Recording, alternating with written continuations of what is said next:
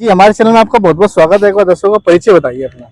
मेरा नाम मनदीप द्राल है। मैं मुंडका वार्ड से इकलौता निर्दलीय प्रत्याशी हूँ। इससे पहले मैंने मुंडका विधानसभा का चुनाव भी निर्दलीय के तौर पर लड़ा था, क्योंकि हमारी मुंडका विधानसभा में बहुत सारी ऐसी समस्या है जो शायद एक दो साल, सिर्फ और सिर्फ एक दो साल से नहीं, पिछले 30-35 साल से पेंडिंग है। ना कोई आवाज उठाता, ना उनके समाधान की तरफ कोई सोच रहा। ये जो जगह है, ये पिछले 30 साल पहले एक्वायर की गई थी हमारे माननीय स्वर्गीय डॉक्टर साहिब सिंह वर्मा जी के द्वारा। उनका एक विजन था कि इस गांव देहात का दिल्ली के बच्चों के लिए एक यहाँ पर स्पोर्ट्स यूनिवर्सिटी बनाने का। यहाँ पर 2010 के कॉमनवेल्थ गेम होने थे, किंतु सरकार आती रही जाती रही, वो सिर्फ एक सपना रह गया। और आज ये हकीकत देख लीजिए, अगर जो यहाँ पर कोई स्टेडियम बनता, स्पोर्ट्स यूनिवर्सिटी बनती, तो बच्चे खेल रहे होते, मेडल, देश का नाम रोशन कर रहे होते। और अब यहाँ पे देखिए वीरान जंगल पड़ा है।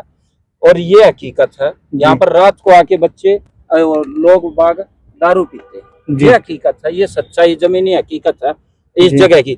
जमीन होते हुए डेवलपमेंट नहीं कर रहे। ये सिर्फ देश को खिलाड़ी नहीं देगा, ये हमारे जो आसपास का क्षेत्र है उसको रोजगार भी देगा, डेवलपमेंट देगा। दूसरा, हमारे यहीं पे मेन मुद्दा है, 30 साल पहले KR नारायण राष्ट्रपति थे हमारे देश के। 200 एकड़ जमीन एक्वायर की गई थी कंजावला ग्रोथ सेंटर के नाम से। वो भी आज तक ऐसी की ऐसी वीरान पड़ी है, जंगल खड़ा है, कोई बात नहीं, कोई आवाज नहीं। तीसरा, यहाँ पे घेवरा फाटक है। 20 आज तक, अब आप कहीं भी चले जाइए, कोई भी ऐसी फाटक नहीं होगी जो बिजी फाटक होगी जिसपे फ्लाईओवर नहीं बना होगा। यहाँ पे घंटों का जाम लगा रहता है, निर्माण कार्य, वो फ्लाईओवर का निर्माण नहीं हुआ। सिर्फ आवाज उठाते रहते, सर्वे करते रहते, सिर्फ वादे करते रहते चीजों को लेकर। मुंडका सबसे ज्यादा पोल्यूटेड एरिया है, कोई समाधान नहीं। सड़कें कभी साफ नहीं होती, धूल मिट्टी भरी पड़ी रहती है रोड्स पे। नशे का व्यापार बढ़ता जा रहा है, प्लास्टिक का व्यापार बढ़ता जा रहा है, कचरा बढ़ता जा रहा है। जो हमारी धरोहरें हैं, तालाब है, उनकी कभी सफाई नहीं होती। गलियां हैं, नालियां हैं, वो बिल्कुल टूटी पड़ी है। मुंडका रोड है, अभी चुनाव आ गया तो उन्होंने एक टेम्परेरी रोड बना दिया। अदरवाइज पिछले 10 साल से आदमियों ने अपने गाड़ी यूज करना छोड़ दिया, मेट्रो से जाते थे। 1 किलोमीटर का स्ट्रेच है, वो 3 घंटे लग जाते थे उसको क्रॉस करने में। गाड़ी, गड्ढा है, गड्ढे से गाड़ी टूटेगी।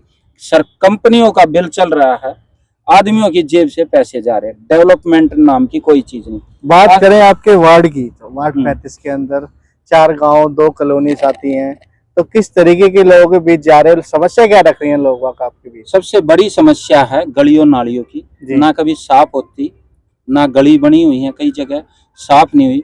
कॉलोनियों में पानी के कनेक्शन नहीं दे रखे, आज भी टैंकरों से पानी आ रहा है।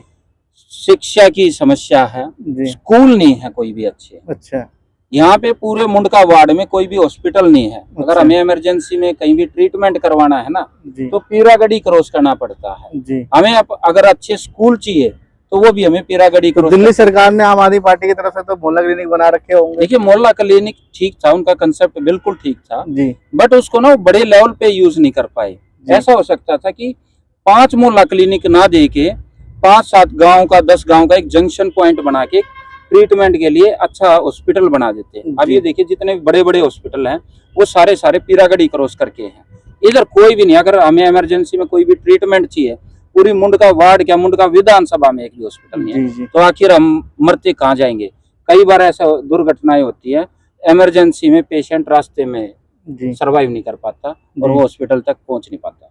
जी, बात करें आपके, जिस तरीके से इस वार्ड के अंदर एग्रीकल्चर की जमीन आती है, तो काफी लोग कहते हैं यहाँ पर एग्रीकल्चर की वजह से यहाँ पर वातावरण शुद्ध रहता था आने पिछले समय टाइम। अब काफी पोल्यूटेड हो गया है कि लोगों ने फैक्ट्रियां बना ली हैं, गोदाम से बना लिए हैं, और बहुत से जो PVC मार्केट के प्लास्टिक के व्यापारी थे वो खेतों में बैठ गए हैं। उनके लिए क्या आवाज उठाना चाहते हो? देखिए, सबसे इनकी वजह से ना, जैसे फैक्ट्रीज होगी, लीगल फैक्ट्री है, वेयर हाउसेस हैं, प्लास्टिक है, इनकी वजह से हर यहाँ पर पोल्यूशन बहुत ज्यादा हो गया। आज टीकरी गांव, नीलवाड़ गांव, हेणकुदना, मुंडका गांव, अगर और आसपास की जो कॉलोनी है, कबीर धाम है, उधर लेखराम पार्क है, अगर जो आप इनमें आज सर्वे करेंगे तो यहाँ पर कैंसर के पेशेंट सबसे ज्यादा मिलेंगे। ये, और फिर जो इलीगल माइग्रेशन बढ़ गया। अब हमें पता है कि जो गरीब तबका है, जो पीवीसी में काम कर रहा है, वो जी। इलीगल माइग्रेंट्स काम कर रहे हैं 8-8, 7-7 हजारों में। जी हमारे गांव बिल्कुल पोल्यूटेड होते जा रहे हैं। जी प्लास्टिक इतना फैल चुका है, ये नहीं पता चलता। वो गलियां नालियां ब्लॉक रहती है, सफाई नहीं होती बिल्कुल भी। अच्छा वही सारी प्लास्टिक तालाबों में जाती रहती है। मतलब कोई कार्य नहीं हो रहा हमारे यहाँ पे डेवलपमेंट। जी। आपको क्या लगा ऐसा कि मैं राजनीति में आऊं, निगम के चुनाव लड़ूं?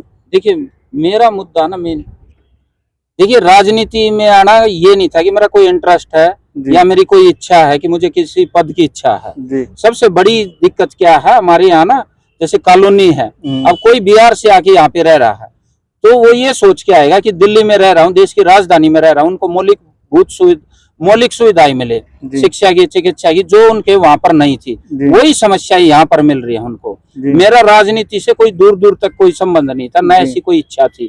अपना आराम से भाई एमटेक कर रखी है, नौकरी कर रहा था, फैक्ट्री वो फैक्ट्री लगा रखी है अपनी कोरोगेटेड बॉक्सेस की, जी। आराम से काम चल रहा था। पर ये देखा कि सारी समस्याएं 30 साल पहले भी ऐसी थी, जो हम छोटे छोटे थे सोचते रहते थे कि कोई आएगा करवाएगा। एक जनरेशन निकल गई, 2 जनरेशन निकल गई, आज भी वो समस्याएं तो की तो खड़ी है, जबकि पॉपुलेशन बढ़ती जा रही है। जी दिल्ली में हर जगह से आदमी आते जा रहे हैं, जी सुविधाएं दे नहीं पा रहे। अब जो भी माइग्रेंट्स है, जैसे बिहार से आके यहाँ पे उन्होंने अपने रोजगार की वजह से यहाँ पर रह रहे हैं, जी। आपको पता हो सिर्फ रह रहे हैं। जी शिक्षा के नाम पर सिर्फ बढ़ रहे हैं, जी। चिकित्सा के नाम पे वो लाइनों में लगे रहते हैं। जी कोई भी मूलभूत सुविधाएं नहीं मिल पा रही ना। जैसे स्वर्ण पार्क है, अमर कॉलोनी है, इधर लेखराम पार्क है, ये जितना भी मुंडका वार्ड की अगर जो मैं बात करूं, किसी के पास भी मूलभूत सुविधाएं नहीं। यहाँ तक कि अच्छे पार्क नहीं है, छोटे बच्चे हैं उनको खेलने के लिए स्टेडियम नहीं है। ये जो जगह है यहाँ पर एक अरेंजमेंट कर रखी है, ट्रैक बना रखा, वो इन बच्चों ने खुद की अरेंजमेंट से कर रखा है। जी नांगलोई से यहाँ से 12-12, 15-15, 20-20 किलोमीटर दूर के बच्चे यहाँ पे रनिंग करने आते हैं। जी। तो इतना बुरा हाल है। जब तक हम बेसिक सुविधाएं नहीं देंगे, तो जो हमारे प्रधानमंत्री जी कहते हैं कि भाई 2047 में विकसित भारत, आत्मनिर्भर भारत का सपना दिखाते हैं हमें, जी जब तक हम अच्छी शिक्षा नहीं देंगे, जी अच्छी चिकित्सा नहीं देंगे, अच्छी खेल सुविधाएं नहीं देंगे, जी तब तक हम कैसे विकसित भारत की तरफ बढ़ेंगे, कैसे आत्मनिर्भर भारत की तरफ कदम रखेंगे। जी। तो वोटरों से क्या अपील करना चाहेंगे अपने आप वार्ड वासियों से? देखिए मेरे वार्ड वासियों से मैं यही अपील करना चाहता हूँ, 2 साल का समय है। आपको भी पता है जो पार्टी के कैंडिडेट हैं जी वो पैसे लगा के टिकट लेके आते हैं, जी पैसे लगा के इलेक्शन लड़ते हैं, जी कम से कम करोड़ों रुपए का खर्चा होता है, जबकि एक वार्ड इलेक्शन के लिए मैक्सिमम 8 लाख रुपए का खर्चा होना चाहिए। जी। वो पार्टी जो कैंडिडेट हैं, एक दिन का उनका 10 लाख 12 लाख 15 लाख रुपए का खर्चा होगा। आप देखिए किसी भी एरिया में चले जाइए, पोस्टर अटे पड़े हैं दीवारों पे, आपको खंभों पे होर्डिंग्स मिलेंगी, जगह जगह उनके नाम का भोकाल चल रहा है कि नेताजी आ रहे हैं, नेताजी आ रहे हैं। शाम को वही भोकाल बनाने वाले जो 20-50 की भीड़, 100 की भीड़ लेके चल रहे हैं, वो शाम को हर किसी को पता है इलेक्शन में क्या होता है, कोई दारू पी रहा है, कोई कहीं पे कुछ कर रहे हैं। तो जो आदमी 2 साल के कार्यकाल में अपनी कहीं से इधर से पैसे अरेंज कर रहा है, उधार ले रहा है या कुछ अपनी जमीनें बेच रहे हैं, तो ये देख लीजिए अगर जो 4-5 करोड़ रुपए लगा के 2 साल के इलेक्शन के लिए, टर्म के लिए इलेक्शन लड़ रहे हैं, तो वो कहाँ से काम करवा देंगे आपके? वो सिर्फ वो जो 4-5 करोड़ रुपए लगाएंगे, वो जब तक 10 करोड़ रुपए नहीं कर लेंगे, 15 करोड़ रुपए नहीं कर लेंगे, क्योंकि 2 साल बाद फिर से चुनाव है इसी दिल्ली में, नगर निगम के पूरे दिल्ली में होंगे, तो वो उन्हें ये पता है वो चुनाव भी वो पैसों के दम पर लड़ेंगे, मुद्दों के आधार पर नहीं। अगर आप जीतते हैं तो आपके 4 पहले प्रथम क्या कार्य रहेंगे वार्ड में? देखिए पहले सबसे प्रथम कार्य क्या रहेगा, आज दिल्ली के आउटर में जैसे आप द्वारका चले जाइए, आप रोहिणी चले जाइए, साउथ की तरफ चले जाइए, बच्चों के लिए लाइब्रेरी खोल रही है दिल्ली गवर्नमेंट, डीडीए जी, हमारे यहाँ पे नहीं खोल रही जी। हमारे पास कम्युनिटी सेंटर भी है, डीडीए की जमीनें भी है। तो सबसे पहला कार्य रहेगा यहाँ पर बच्चों के लिए लाइब्रेरी देना, ताकि जब तक हम बच्चों को स्ट्रोंग नहीं करेंगे, शिक्षा नहीं देंगे, उन्हें सुविधाएं नहीं देंगे, वो कैसे जागरूक होकर अच्छे मतदाता बनेंगे, अच्छे देश के नागरिक बनेंगे जी। जी क्या कह रहे थे? दूसरा कार्य सबसे ये रहेगा कि जितने भी गांव देहात के विरासत है, जैसे हमारे तालाब है, आज की डेट में बिल्कुल खत्म हो चुके हैं, क्योंकि कभी सफाई नहीं होती, कचरा जा रहा है, उन तालाबों का सौंदर्यीकरण किया जाएगा और उसके आसपास ट्रैक बनाया जाएगा जी तालाब, ताकि मेरे गांव की जो माताएं बहनें हैं बुजुर्ग हैं वो वहीं पर घूम सके, अच्छा वातावरण मिले। क्योंकि तालाब सिर्फ एक तालाब नहीं है, वो गांव की धरोहर है। और तालाब के साथ में आप जाएंगे, चाहे कॉलोनी में जाइए चाहे गांव में जाइए, हर जगह आपको मंदिर मिलेगा, आपको आस्था का केंद्र भी मिलेगा। तो उसका सौंदर्यीकरण करवाएंगे। गलियां नालियां जो हैं वो बिल्कुल हमेशा साफ रहेंगी। आज की डेट में एमसीडी सबसे भ्रष्टाचार का बड़ा केंद्र है। जहाँ 3 आदमियों की जरूरत है वहां पर 1 आदमी कार्य कर रहा है, 2 आदमी सिर्फ कहीं ना कहीं रैलियों में जा रहे हैं। तो जो मैन पावर इधर उधर वेस्ट हो रही है उनको ग्राउंड लेवल पर लेके आएंगे और इस मुंडका वार्ड की सफाई कराएंगे अच्छे से, खुद मैं लग के। क्योंकि मेरा कार्य नीति राजनीति में आने के लिए ये नहीं कि भाई मैं जी पार्षद जी बन गया, मैं आपका सिर्फ और सिर्फ जनप्रतिनिधि हूँ। पार्षद शब्द में पावर है, आदमी में एम आ जाता जब सामने वाला बोलेगा जी पार्षद जी, जी विधायक जी। हम सिर्फ आपके जनप्रतिनिधि है जो 5 साल ये चुने जाते हैं। अगर एम आएगा वह तो वो 5 साल कब खत्म हो जाएंगे, 5 साल के बाद आपको दोबारा जनता के पास आना पड़ेगा। तीसरा जो कार्य है, गांव में कॉलोनियों में बच्चों को खेलने की कोई भी सुविधाएं नहीं है, प्रतियोगिता नहीं होती। पहले तो खेलने की सुविधाएं दी जाएंगी और जब तक हम उनकी प्रतियोगिता नहीं कराएंगे हमें कैसे पता चलेगा बच्चा आगे बढ़ेगा या क्या कमी पेशी रह रही है। प्रतियोगिता होगी, कोई जीतेगा तो मोटिवेट होगा, तो खेल प्रतियोगिता ही करवाई जाएंगी।